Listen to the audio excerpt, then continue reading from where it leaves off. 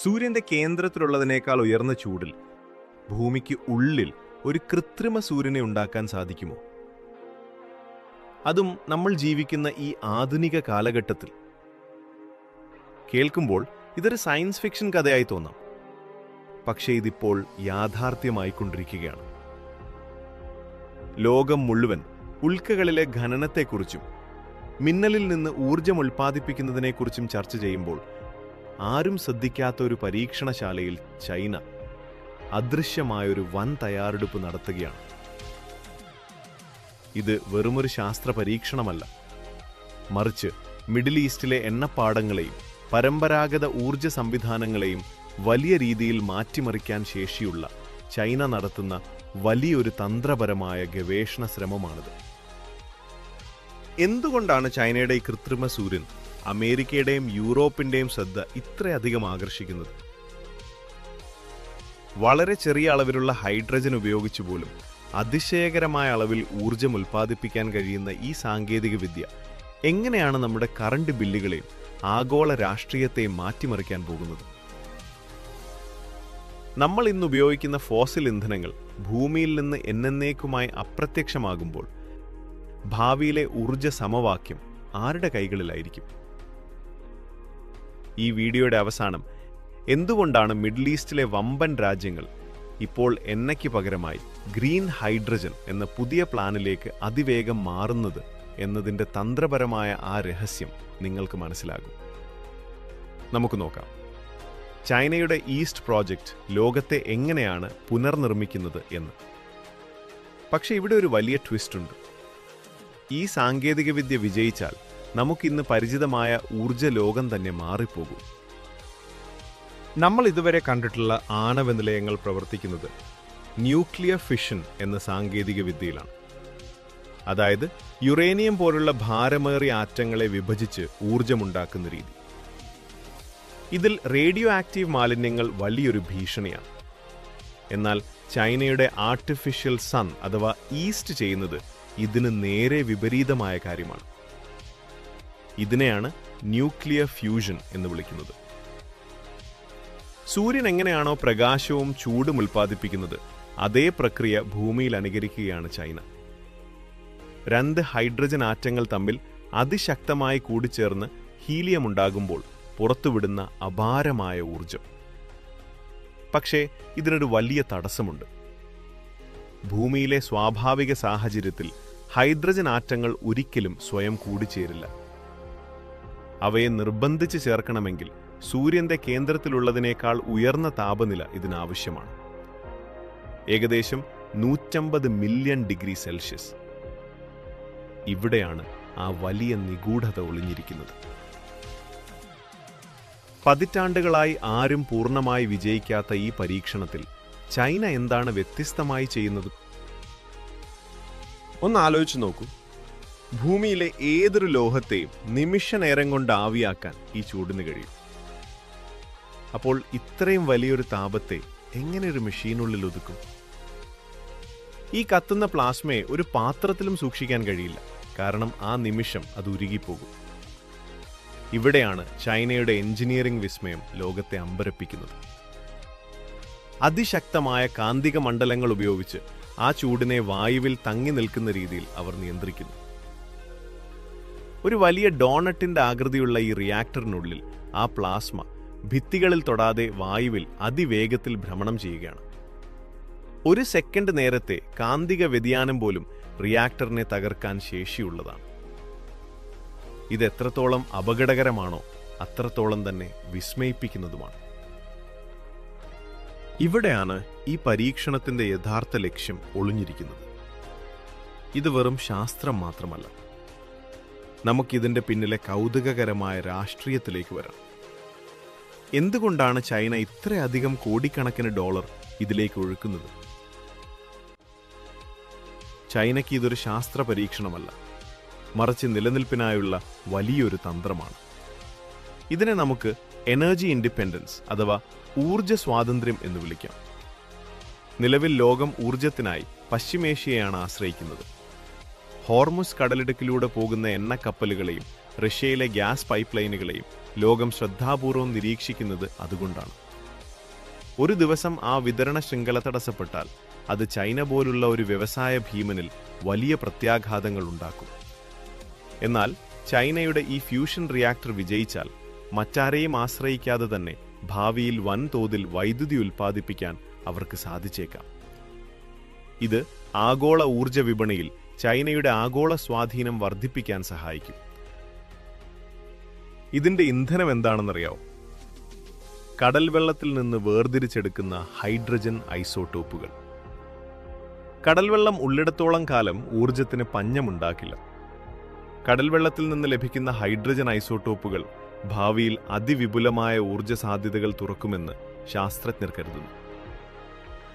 ഇത് സംഭവിച്ചാൽ സൗദിയിലെ എണ്ണയെയും ഇറാന്റെ ഗ്യാസിനെയും ആശ്രയിക്കുന്ന ഇന്നത്തെ സാഹചര്യം ഒരുപക്ഷെ മാറിയേക്കാം. ആഗോള ഊർജ്ജ രാഷ്ട്രീയത്തിന്റെ അടിസ്ഥാന ശിലകളെപ്പോലും ഇളക്കാൻ ശേഷിയുള്ള മാറ്റങ്ങൾക്കാകും ഇത് തുടക്കമിടുക. ഈ യാഥാർത്ഥ്യം പശ്ചിമേഷ്യൻ രാജ്യങ്ങൾക്കും നന്നായി അറിയാം. അതുകൊണ്ടാണ് സൗദി അറേബ്യയും UAEയും ഇപ്പോൾ ധൃതി പിടിച്ച് ടൂറിസത്തിലേക്കും വിപുലമായ ടെക്നോളജികളിലേക്കും നിയോം സിറ്റി പോലുള്ള പദ്ധതികളിലേക്കും മാറുന്നത്. എണ്ണയുടെ പ്രാധാന്യം ഭാവിയിൽ കുറയാൻ സാധ്യതയുണ്ടെന്ന് അവർ കണക്കുകൂട്ടുന്നു. പക്ഷേ ചൈന ഈ മാറ്റത്തിലേക്ക് വേഗത്തിൽ നീങ്ങുന്ന രാജ്യങ്ങളിലൊന്നാണ്. ഇതൊരു പുതിയ ഊർജ്ജ മത്സരത്തിന്റെ തുടക്കമാകാം. ചൈന മാത്രമല്ല ഇതിന് പിന്നാലെയുള്ളത്. ഫ്രാൻസും അമേരിക്കയും ഇന്ത്യയും ഉൾപ്പെടെ 35 രാജ്യങ്ങൾ ചേർന്ന് നിർമ്മിക്കുന്ന ITER എന്ന ലോകത്തിലെ ഏറ്റവും വലിയ ഫ്യൂഷൻ പ്രോജക്റ്റ് ഉണ്ട്. പക്ഷേ ലോകത്തെ ഞെട്ടിക്കുന്നത് ചൈനയുടെ വേഗതയാണ്. സമീപകാല പരീക്ഷണങ്ങളിൽ ചൈനയുടെ ഈസ്റ്റ് റിയാക്ടർ പ്ലാസ്മ സ്ഥിരതയിൽ ശ്രദ്ധേയമായ മുന്നേറ്റങ്ങൾ കൈവരിച്ചിട്ടുണ്ട്. 150 മില്യൺ ഡിഗ്രി ചൂട് 1000 സെക്കൻഡിലധികം നിലനിർത്തുക എന്ന വലിയ ലക്ഷ്യത്തിലേക്കാണ് അവർ അതിവേഗം നീങ്ങുന്നത്. അമേരിക്ക സ്വന്തം ഗവേഷണത്തിന് ചിലവാക്കുന്നതിനേക്കാൾ ഇരട്ടി തുകയാണ് ചൈന ഓരോ വർഷവും ഇതിനായി നീക്കിവച്ചിരിക്കുന്നത്. ഇത് വെറും ഒരു വൈദ്യുതി പ്രശ്നമല്ല. ഭാവിയിൽ ബഹിരാകാശ പര്യവേഷണത്തിലും ചൊവ്വയിലേക്കുള്ള ദീർഘദൂര യാത്രകളിലും ഫ്യൂഷൻ എഞ്ചിനുകൾ ഉപയോഗിക്കാൻ ചൈനയ്ക്ക് വലിയ ലക്ഷ്യമുണ്ട്. മാസങ്ങൾ വേണ്ട യാത്രാസമയം ആഴ്ചകളായി കുറയ്ക്കാൻ ഇതിലൂടെ സാധിക്കും. ഭാവിയിലെ സാങ്കേതികവും ഊർജ്ജപരവുമായ ലീഡർഷിപ്പ് ആരുടെ കൈകളിലായിരിക്കുമെന്നത് ഈ റിയാക്ടറിനുള്ളിലെ തീപ്പൊരി തീരുമാനിക്കും. ഇതിനെ നമുക്ക് ന്യൂ സ്പേസ് റേസ് എന്ന് വിളിക്കാം. ചൊവ്വയിൽ കോളനികൾ സ്ഥാപിക്കാൻ അമേരിക്കയും ചൈനയും മത്സരിക്കുമ്പോൾ ആര് കൂടുതൽ ഊർജ്ജക്ഷമമായ ഇന്ധനം കണ്ടെത്തുന്നുവോ അവരായിരിക്കും പ്രപഞ്ചത്തിന്റെ ശക്തി കേന്ദ്രങ്ങൾ.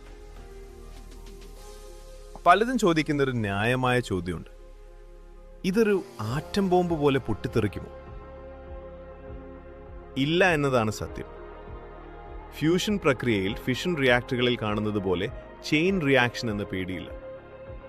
എന്തെങ്കിലും സാങ്കേതിക തകരാർ സംഭവിച്ചാൽ ആ നിമിഷം കാന്തിക മണ്ഡലം നിലയ്ക്കുകയും പ്ലാസ്മ തണുക്കുകയും ചെയ്യും. സെക്കൻഡുകൾക്കുള്ളിൽ പ്രവർത്തനം നിൽക്കും. ആണവ അവശിഷ്ടങ്ങൾ ഇതിൽ വളരെ കുറവാണ് എന്നതും പരിസ്ഥിതിക്ക് ഇതൊരു വലിയ ആശ്വാസമാണ്. പക്ഷേ വെല്ലുവിളി സാമ്പത്തികവും സാങ്കേതികവുമാണ്. ഇത്രയും മില്യൺ ഡിഗ്രി ചൂട് മെഷീന്റെ ഭിത്തികൾ ഉരുക്കാതെ ദീർഘനേരം നിലനിർത്തുക എന്നത് ലോകത്തെ ഏറ്റവും കഠിനമായ കാര്യമാണ്. നിലവിൽ ഇതിലേക്ക് നൽകുന്ന വൈദ്യുതിയേക്കാൾ കൂടുതൽ ഊർജം തിരികെ ലഭിച്ചാൽ മാത്രമേ ഇതുകൊണ്ട് പ്രയോജനമുള്ളൂ. ഇതിനെയാണ് ക്യൂ ഫാക്ടർ എന്ന് വിളിക്കുന്നത്. ചൈന ഇപ്പോൾ ലക്ഷ്യം വെക്കുന്നത് ഇൻപുട്ടിനേക്കാൾ 10 മടങ്ങധികം ഊർജം തിരികെ നൽകുന്ന ഒരു ഘട്ടത്തിലേക്കാണ്. സമീപകാലത്ത് നടന്ന പരീക്ഷണങ്ങൾ സൂചിപ്പിക്കുന്നത് ചൈനീസ് ശാസ്ത്രജ്ഞർ ആ വലിയ കടമ്പ കടന്നുകൊണ്ടിരിക്കുകയാണ് എന്നാണ്. ഇവിടെ നമ്മൾ ചിന്തിക്കേണ്ട മറ്റൊരു പ്രധാന വശമുണ്ട്. കേവലം ഊർജം നിർമ്മിക്കുക എന്നതിലുപരി പ്രകൃതിയുടെ നിയമങ്ങളെ വെല്ലുവിളിച്ചുകൊണ്ട് ഒരു പുതിയ സൂര്യനെ സൃഷ്ടിക്കുമ്പോൾ നമ്മൾ നേരിടാൻ പോകുന്ന ധാർമ്മികമായ ചോദ്യങ്ങൾ എന്തൊക്കെയാണ്? ഈ സാങ്കേതിക വിദ്യയുടെ പൂർണ്ണ നിയന്ത്രണം ഒരു രാജ്യത്തിന്റെ മാത്രം കൈകളിലെത്തുമ്പോൾ അത് ആഗോളതലത്തിൽ പുതിയൊരു സാങ്കേതിക സ്വാധീനം വർദ്ധിക്കുന്ന സാഹചര്യമുണ്ടാക്കുമോ? ചൈനയുടെ ഈ പരീക്ഷണം വിജയിച്ചാൽ വരും ദശകങ്ങളിൽ കുടിവെള്ളത്തിന് വേണ്ടിയുള്ള വലിയ പ്ലാന്റുകൾ മുതൽ ലോകത്തെ വമ്പൻ ഡാറ്റാ സെന്ററുകൾ വരെ വളരെ കുറഞ്ഞ ചിലവിൽ പ്രവർത്തിപ്പിക്കാൻ അവർക്ക് കഴിയും. ഇത് ചൈനയെ ആഗോള ഊർജ്ജ രംഗത്ത് ഒരു പ്രധാന ശക്തിയായി ഉയർത്താൻ സഹായിക്കാം. ഇതിനെ പ്രതിരോധിക്കാൻ അമേരിക്കയും യൂറോപ്പും തങ്ങളുടെ സ്വന്തം രഹസ്യ പദ്ധതികൾ ഇതിനോടകം തന്നെ ആരംഭിച്ചു കഴിഞ്ഞു. ഈ ആഗോള ഊർജ്ജ മത്സരം ഭൂമിയിൽ മാത്രം ഒതുങ്ങുന്നതല്ല, മറിച്ച് മനുഷ്യരാശിയുടെ ഭാവി തന്നെ തീരുമാനിക്കുന്നതാണ് ഈ നിഗൂഢ പരീക്ഷണം. ലോക സമാധാനത്തിനുള്ള ഒരു വരദാനമാകുമോ, അതോ പുതിയൊരു ശീതയുദ്ധത്തിന് തിരികൊളുത്തുമോ? ശാസ്ത്രം എന്നും ഇരുതല മൂർച്ചയുള്ള വാളാണ്. കൂടുതൽ അറിവുകൾക്കായി നമുക്ക് കാത്തിരിക്കാം. നമ്മൾ കണ്ടുകൊണ്ടിരിക്കുന്നത് ലോക ചരിത്രത്തിലെ ഏറ്റവും വലിയ മാറ്റങ്ങളിലൊന്നാണ്. റഷ്യയുടെ ആർട്ടിക്കിലെ പുതിയ പ്ലാനുകളും സൗദിയുടെ വിഷൻ 2030 പോലെ തന്നെ പ്രധാനമാണ് ചൈനയുടെ ഈ കൃത്രിമ സൂര്യനും. ഇവയെല്ലാം വിരൽ ചൂണ്ടുന്നത് ഒരേ ഒരു കാര്യത്തിലേക്കാണ്: ലോകം ഒരു പുതിയ ഊർജ്ജക്രമത്തിലേക്ക് മാറുകയാണ്. എണ്ണയ്ക്ക് വേണ്ടിയുള്ള യുദ്ധങ്ങൾ അവസാനിക്കുകയും സാങ്കേതിക വിദ്യയ്ക്ക് വേണ്ടിയുള്ള മത്സരങ്ങൾ തുടങ്ങുകയും ചെയ്യുന്ന ഒരു കാലം. ചൈനയുടെ ഈ നീക്കം വിജയിച്ചാൽ അത് മാനവരാശിയുടെ ഏറ്റവും വലിയ നേട്ടങ്ങളിലൊന്നായി മാറാൻ സാധ്യതയുണ്ട്.